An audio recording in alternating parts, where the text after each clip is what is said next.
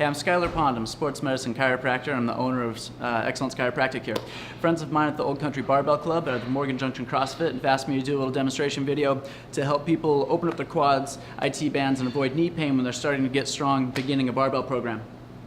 What people typically do is they'll use foam bands and lacrosse balls. So that's what I'm going to show you. I'm going to show you alternatives to the kinds of things that I do here in clinic. Basically, the way I think about your quads, I think of it as 4 muscles. It's your vastus medialis, lateralis, intermedialis, and your rectus femoris. I think of them like layers. What we want to make sure is happening in here, that all these layers are gliding independently. So let's see how we can use these tools to make sure that happens, and that'll avoid your knee pain that you're experiencing. Okay, so first tool we'll go over is how you use these bands that you've seen people using in CrossFit gyms. Basically, this is just going to apply compression. That's great because if you apply this compression while the muscle's at a lengthened state, a shortened state, and then you lengthen it, you're going to effectively produce pin and stretch. That's what you're after here.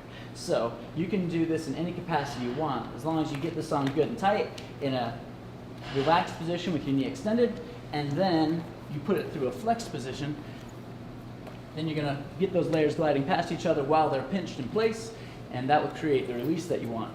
So I've had people in the past have a lot of success simply by emulating whatever movement it is that gives them troubles, such as squat and rise, a lunge, a side lunge, what have you.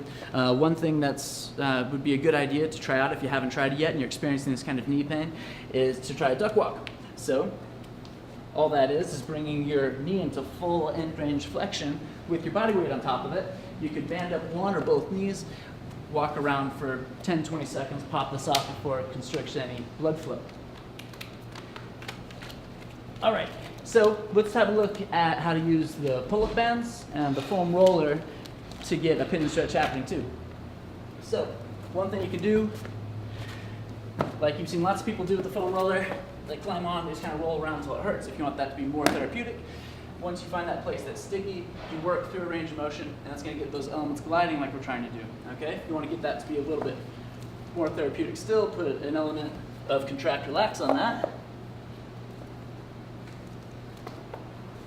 by banding off your foot, finding that sticky, painful spot, contracting into it. So I'm extending my knee, and I'm pushing my leg down into the roller, and then you relax, fall through, pull through. Cycle through that about 5 times, and that'd be pretty therapeutic for disrupting whatever it is that's binding those layers together. I'm going to show you 2 more things. One would be an upright version of that. You've probably done this kind of a hip opening stretch before, right? It's great for your psoas. Well, your rectus femoris is a hip flexor just like your psoas is, so if you're trying to open up your quads, you should do this one as well. You can get down to that same psoas stretch you usually do, pull through to get flexion, end range flexion out of your knee, and then contract, relax out of that. Okay. Next I want to talk to you a little bit about your iliotibial band. You've probably tried watching a few videos online before and used foam roller, and that is pretty effective because iliotibial band doesn't actually stretch very much, no matter how much you try. So compression of your iliotibial band is actually a pretty effective way to get something done. You're probably tired of doing that though, because there's not a lot of alternatives. So I've been experimenting a little bit for you, and I've come up with a couple more ways to do it.